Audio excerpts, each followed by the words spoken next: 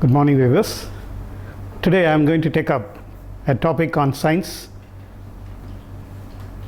which is nothing but stationary waves. There are two types of waves, as you know, transverse waves and longitudinal waves.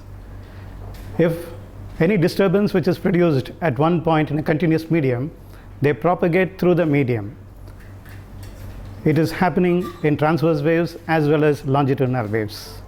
But if you have two identical waves, means having same frequency, same wavelength, the same amplitude and same velocity, but if they move in opposite directions, they superpose.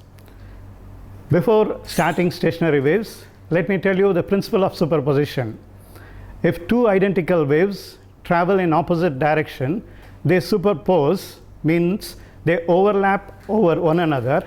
At the same time, they don't destroy, they continue to move in the direction after overlapping. So during overlapping, there are two possibilities. Crest of one wave falls exactly over crest of another wave. As a result, the amplitude gets added up. Whereas when crest of one wave falls exactly over the trough of another wave, then the amplitude gets nullified. So to say, the amplitude will be zero.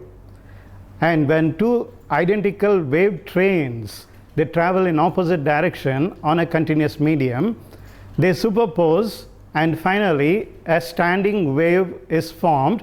Strictly speaking, they are not standing, but they appear to be stationary.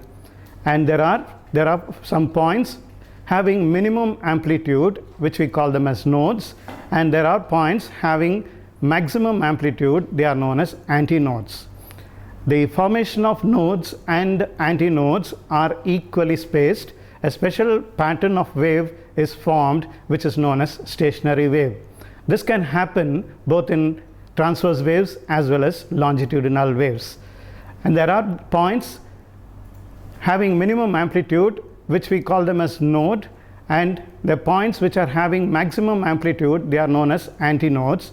The amplitude increases as we move from nodes to antinodes.